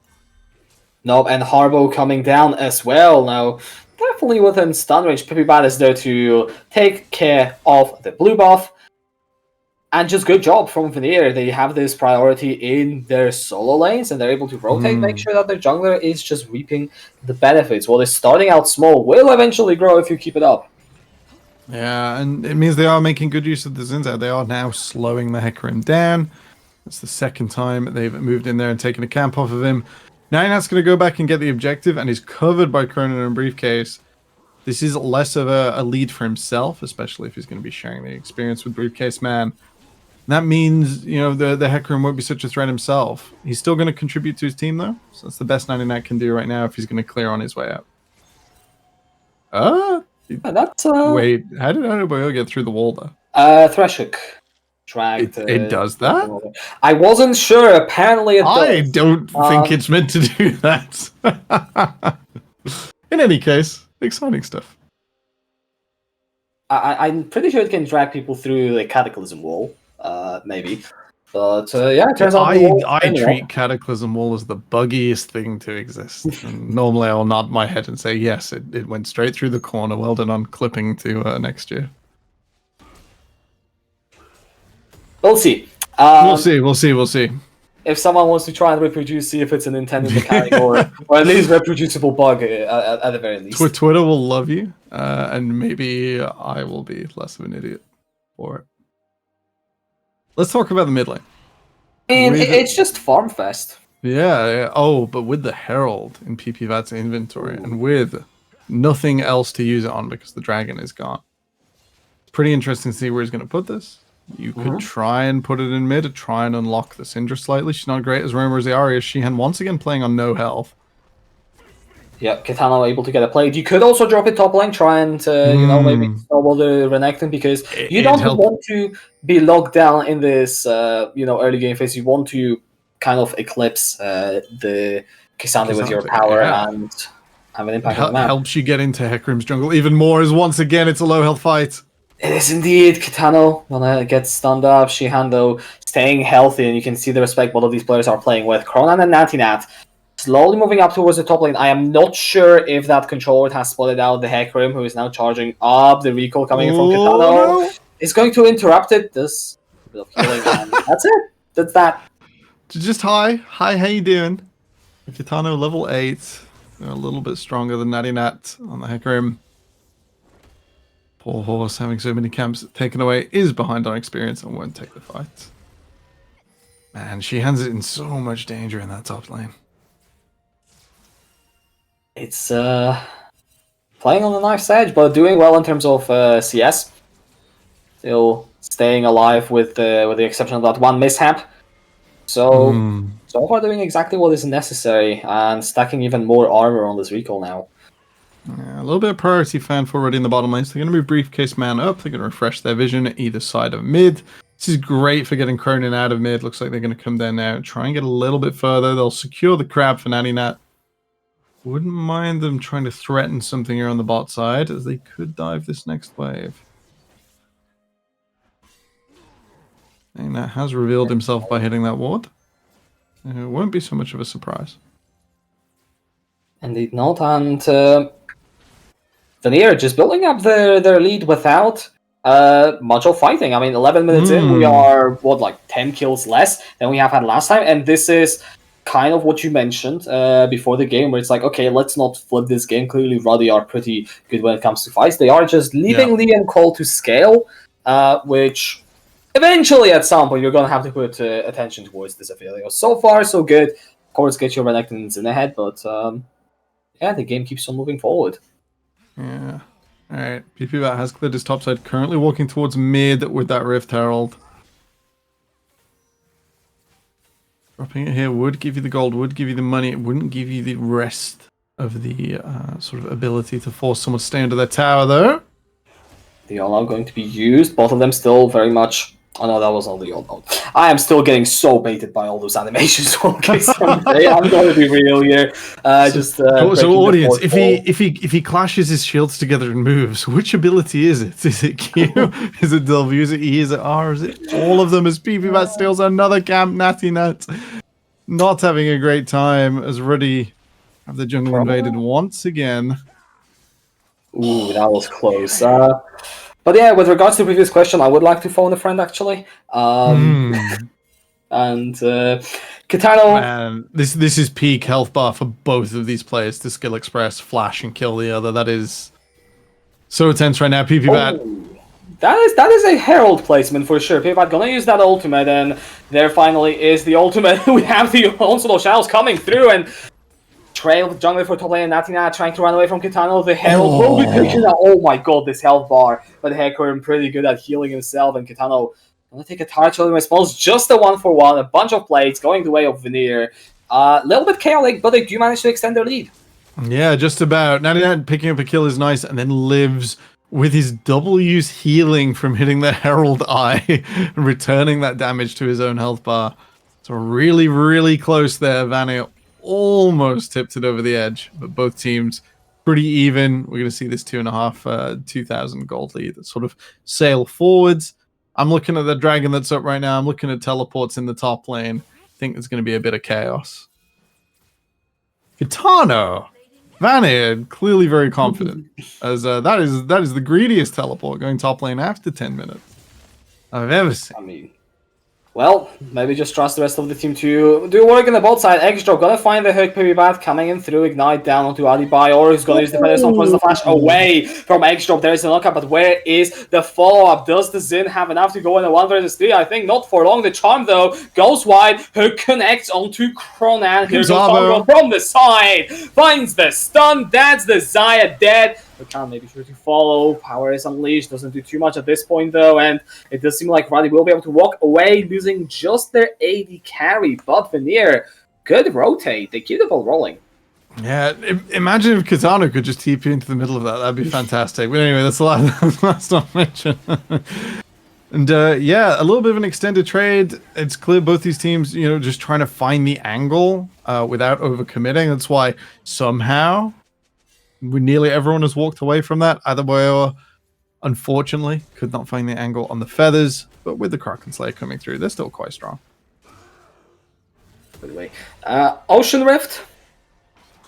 Trying to think if there's any immediate significance when it comes to the soul. I mean, If neither of them kill each other, I guess they'll kill each other even slower. It's yeah, absolutely. Yeah, Cassante is just going to be extremely annoying in the side lane, even more than already is the case. Natina though looking to say hi in the top lane, teleport being channeled in from Harbour straight away. Can Kitano buy the time? The answer is no. That's the shutdown. Here comes Extra though, the Lantern back in. Pipibat joins the fray. It is a 1-for-1 top laner straight at Herald though is going to be the focus from Veneer. Meanwhile, Adebayor gonna take the top lane tower. Yeah, another cross map. Both teams playing so well with reasonable amount of patience. And great works from X-Drop to rotate up there. They get the line in on the objective. They'll finally get this tower down. And Vanir continue to move forwards. It's just over 2,000 gold lead note though. For now, once the Herald is realized, that will be them pushing it forwards in this mid game. We get into that stage of the game, Kachi. Get to the stage of the game where they can maybe repeat the sins of game one, where they need to be careful. Yeah. Need to come together as a unit and make sure that they are able to execute on a team fight.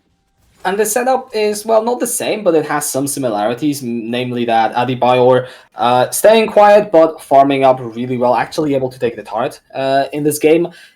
And, well, the one difference is Natinat doing actually well. Spear of Shojin completed already, but the setup is still there. Of course, Ruddy very much able to fight back. They are in a position where, you know, they're not lacking damage. Their AD carry has been farming up pretty well, and Kronan is doing a lot better than on the Lissandra last game. And the person who is currently taking all of the Veneer focus is someone who really doesn't care that much about being behind, as that is a pretty good Grand Entrance. Lantern is a Lantern. The extra flexibility of that Thresh, just able to pull you out of mid, let you walk up to the lane and sort of just have a get out of jail free card. Really useful for now. What I'm looking for here is we have no immediate objectives, bit of a lull state. Which team's going to push mid first? Which team's going to get some vision down? PP bat off at the side. So Vanir, an extra member to play for. A really nice hook, but is there a follow-up? Well, there could have been, but that would have been risky. Very risky. Least. Yes. You sometimes land with kill shots, doesn't mean you have to go for it. I don't have too much time to watch streams anymore. Did you see the one where Kadril said he had to ask for permission on the original version of XL with him and Kasing? And it's a sort of bit of NLC history and lore for the UK, Northern Europe. On that team, he just wasn't allowed to like make a big play unless he checked with Kasing. And that sort of thing where he'd be like, yeah, I hit him. I'm going. He's like, no, there's 3 people in the bush. You don't know where they are. Stop. It's like, no, I've got to go. Wisdom prevailing here for PPBat as he does not engage 1 versus 3. Yeah, Shion doing pretty well at the start of this trade. Has nothing out to back him up as well. Kitano getting a lot of return damage, has to flash away. Also, the Shadows finding the fear on the backside of this fight. And Kitano, no other way to run away, has to fight his way out of this one. Not going to happen. Killing spree for the Hecarim. 3-0-0. Natinat playing on the big performances. There is a fight happening in the mid as well. The turret instead going to be the focus. But an ultimate had to be blown from Pipibat. Yeah, that's not a bad thing considered. And you know, Natty Nat, despite being so suppressed, 30 CS up, 3 kills now. Having a great game on the Hecarim. Coming back in nicely. Oh my god, Harbour, that was a nasty sidestep. Yeah, just incredibly well played. Yeah, just manages to hold his nerve against Cronin, hold his flash. Bite that Ari coming forward so explosively. We're going to look for that again with the Everfrost lockdown. That looked to me like a sure kill. Already not quite able to convert as they lose their tier 1 tower. And you know, with Vanna now having all T1s down across the map, let's see if they can do what Ruddy did to them last time and get a bit of vision in. Start making progressively stronger plays into the enemy jungle. 3,000 is the gold lead as it stands right now. Similar story to last game, though. If you're Veneer, you cannot grow complacent. Oh, briefcase man, no. Just going to face check right into the mouth of the beast. Adebayor incredibly low. And here goes Natty Nat. I mean, you're a hacker. You're not that strong yet, mate. I am sorry. Liam Cole going deep into the back line. Cronan going to be the target of the unleashed power, but going to die. Shihan looking to do anything. Sante does not get a kill here. X drop, absolute sliver of health. And that's going to be 4 kills for Veneer. They're going to push in mid lane. Let's see what they can get. Actually, Byron's spawning in 5 seconds. Do they have the damage? I mean, they probably do. DP down from Harbor. They will be able to complete this with the Leandries and Cosmic Drive that their mid control mage has. And what excellent work to see that, you know, hey, we've cleared everything up here. The Dragon's coming up. They've got to come in one way or another. Massive death brush. Best use of Renekton and Thresh and the Scat of the Week. So a huge amount of tools available to them.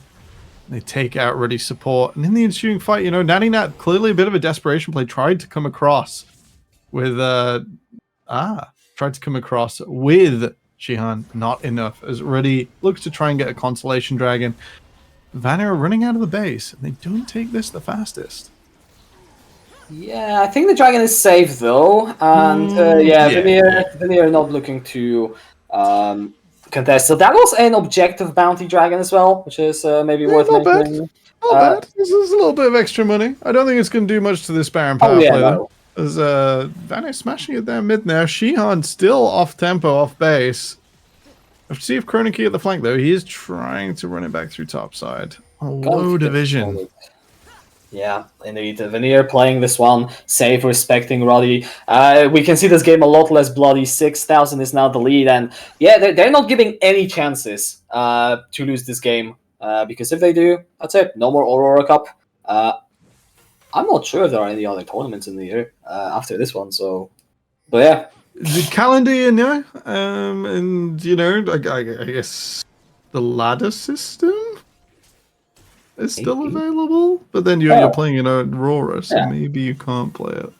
Well, anyways, it is the tournament lives if you lose this series, so Veneer going to play very safe, but Kitana is getting caught in the top lane in a 1 versus 2 here, and gonna try and turn it back up to Cronan. That is a lot of damage, but not close enough, and it's going to be the 4th kill as I like this camera angle. I mean, you know, there are multiple ways in which you can watch all of Rift at once. I guess this one works. Vanner get the tower in consolation for their top lane. You know, despite the Shojin offering Natty Nat so much damage, a real helicopter hacker and PP back held out.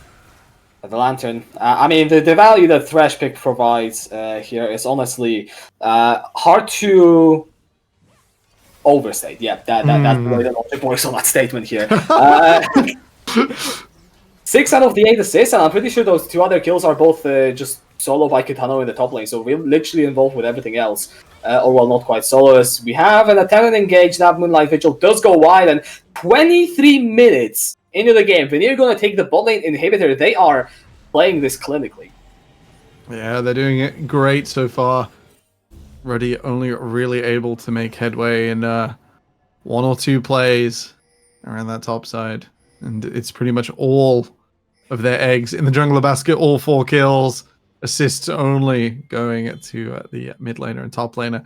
With such a gold starvation, they need to try and play a few waves on sides, try and catch up. They've had an objective bounty, so those are likely falling off soon. See the countdown in the bottom side of the minimap. Yari's farming up in bot lane, that's fine. Teleports contest anything else. They need to try and pick which strategy they're going to come back in with, try and maximize it out. Give it a safe side lane, because currently Vanner are only playing 2, then respond to the play in time. Yeah, but now with this inhibitor down, Veneer can put the pressure all in the top lane, and Roddy are going to start running out of good options. Of course, if they manage to hold on, an inhibitor I think provides close to 900 gold of extra value or something like that. So if someone manages to pick it up, of course, it could be a whole component. But we'll see. Veneer, so far massive improvement from game 1. Let's see if they can keep going. Yeah, I kind of want Kernan to pick up like a cheeky Dark Seal or something. I just want them to turn one good fight into a really good one as the Scat of the Week. Takes Adebayo so low. The death cap's not even finished. That's going to hit like a truck in a minute. Oh yeah, I mean, if it's level 16, the Unleash Power definitely finishes the kill. I mean, it's most likely going to be a trade Featherstorm for that, as down attempted onto Liam Cole, and Attempted is very much the word here. Harbo fishing for a stun from the flank, but it is going to be the tier 2 and the top lane taken down. No Baron. Does mean the siege is going to be fairly difficult in most cases. It's not a stomp by any means.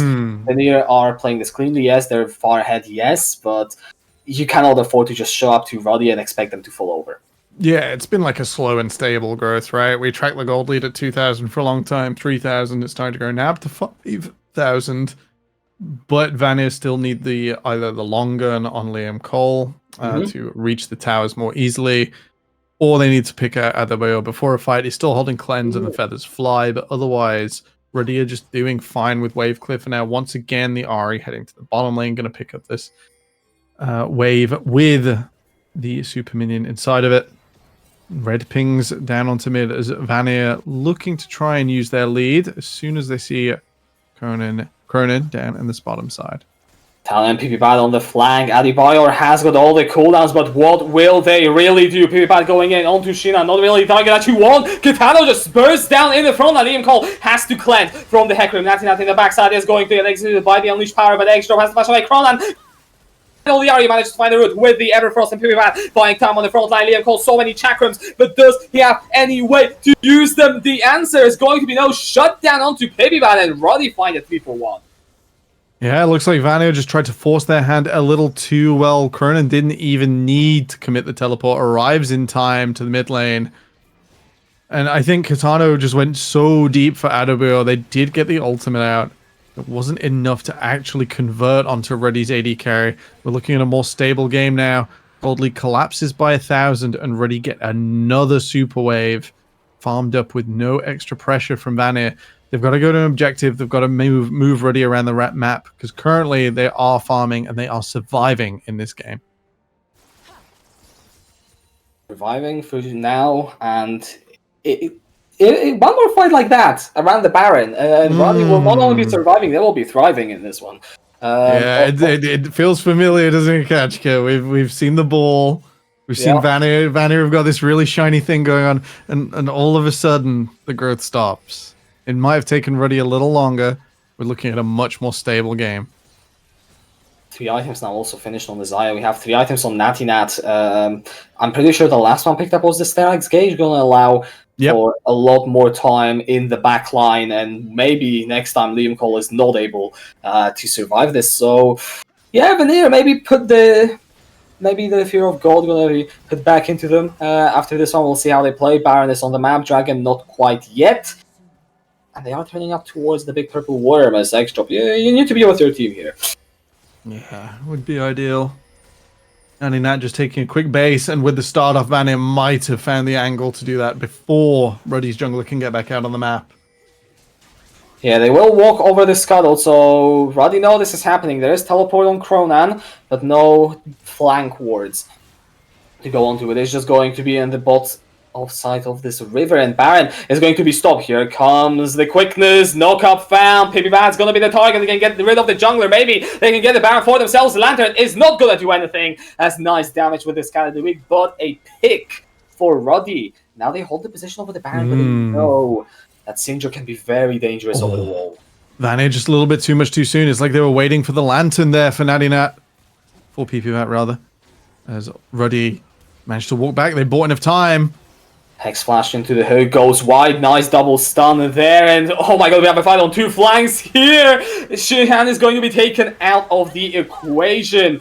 It seems like the fight on the other side did not quite yield the results. Adebayo is going to cleanse, he's going to survive, goes on the killing spree. Keep your eyes on Harbour, keep your eyes on Liam Cole. If the DPS can survive, and they are still in this, in fact, all the damage dealers clinging onto life, such a dangerous position, but 2-4-2, the end scoreline overall. Yeah, very tense, very close. Liam Cole managed to hold on. She had not able to assassinate from the side. But likewise, Adebayo taking out Kitano once again as soon as he's up in the front line. Banner will be spotted as they start this Baron once again. Natinat's ultimate nearly back up. 7 seconds. It is going to be up before they can finish this unless they turn over DPS 3. 2 teleporters coming in. We have the onslaught of shadow available. Liam Cole is on half health. Shihan going to get knocked away. 99 massive with the onslaught, and the New York Cup where they stand for nothing. Roddy will take the battle. It's a ready up moment. They've held on half an hour rather than 18 minutes. The gold lead shrank now to only 1,000 as Natty Nat nails the onslaught of shadows. And Vanny's cool, calm, and controlled early game is once again breaking down. Tano hopelessly trying to find anything here. Tyrant will fall, so does he. It's an ace. 20-second death timers. Veneer will be given a chance in this game, but yet again it is out of their hands. It feels like they just could not help themselves. They gave Roddy an opening, and Roddy went for a fight. And holding on for hope. You know, Aurora pulls the feathers back, and Vanny's advance once again completely shattered. It just looks like Vanny keep going for the AD carry a little disjointedly, and their top laner, game 1 and game 2, just left a little on his own with too much of a challenge. Yeah, and we'll see how they manage to, of course. Game by no means over. I mean, Liam Cole on this Aphelios. 3 items only. Once we get to 4 or 5, going to become an even more significant threat, really. Level 15 too. I mean, now is behind Adebayor. I think that's important to point out. Good lantern. Yeah, just the elevated safety Cronin. Oh, that's so close. Natia just going over the back. No, the flash. Okay, the blast call and the ultimate to follow it through. What a series of mistakes from Veneer. Gives the double kill to Natty Nat. X-Drop burns the flash. I don't know if it matters really that much with that. It is going to be the Dragon soul point for Rod. If they even decide to go for it at this point, just take the base, honestly. 4 seconds on Harbo. Yep. With the Baron buff, Sindra wave clear doesn't exist. It is only the Aphelios. Oh, briefcase, man. Pops the ult for dial points. Okay.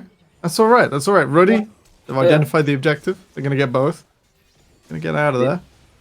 I feel like they could have pushed for the finish, but it is a greedy decision 100%. Better to take the Dragon, take the inhibitor, get the wave in the bot lane. Definitely this tier 2 gonna fall. I mean, Shihan is certified. Taking an absolute multitude of damage and does not care. Indeed. And Veneer, in your elimination game, it is looking all too similar to the last game. Yet again, dashing to the backline, Liam Cole Golden. Of everything taken down, Cronan goes unstoppable. It's only Harbo, the only hope for Veneer in the Aurora Cup. Can he stand tall? Pippi Bat down to half health. The lantern going to get him out to relative safety. The inhibitor going low. Ruddy, the health bars are not great, but they're healthy enough to keep on pushing.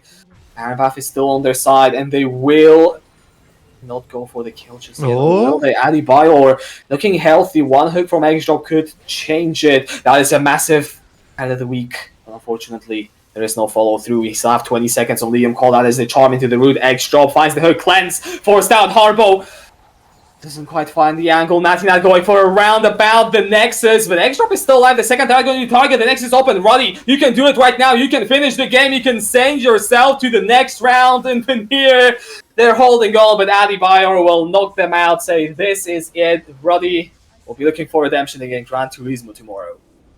What a bizarre series of events. The Vanir twice in a row execute their early game fantastically, and then they just can't touch Adebayor. They can't find him.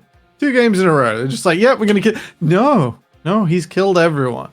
And Ruddy coming together, being comfortable in their late game win condition is enough to go 2-0 in this series. Commiserations, Vanir. We'll see you again in NLC Spring. But for now, Ruddy have to size up Gran Turismo. Their loss in round 1 of the main event of the Aurora Cup, a tournament with lots of stages and different things.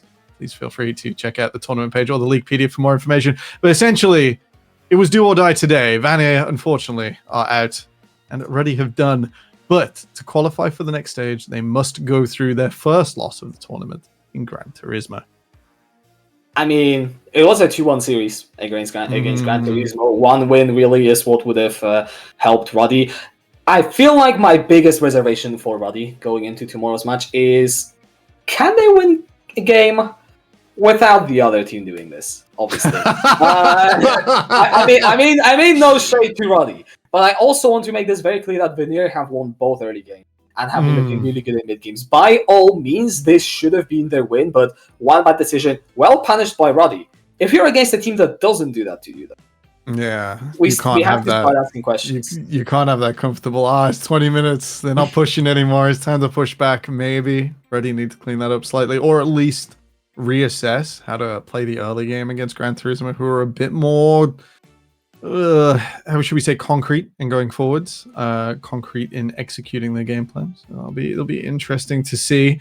We're gonna hold on. Is there any news from production? Anything crazy ahead of tomorrow's series? I believe we're on for tomorrow. Yeah, I believe we're on tomorrow. It's Monday the 19th of October for day 5 of the Aurora Cup main stage. We will have Gran Turismo versus Ready Esports here on the channel from 5 p.m. UK or 6 p.m. European time. Feel free to throw. Yeah. Yeah, it's been a pleasure, Kachka. It has been indeed. And what a game to witness. So, as you said, round the last round of the group, that was. And thank you for having me on the cast. It's been fun getting back into League of Legends. Do you want to do it tomorrow? I'm not sure who we've got. I am unfortunately having lectures until 6 He's got a real thing to do. Absolutely awful. Real world. But anyways. How old we both grown when we both started this? Like, yeah, Thursday night, easy peasy, 5 hours, and now it's like you've got classes, I've got work. It is what it is. Times change. Life comes at you real fast, viewers. Right. We'll see you tomorrow for Gran Turismo versus Ready. Ready up. Congratulations. And we'll see you next time.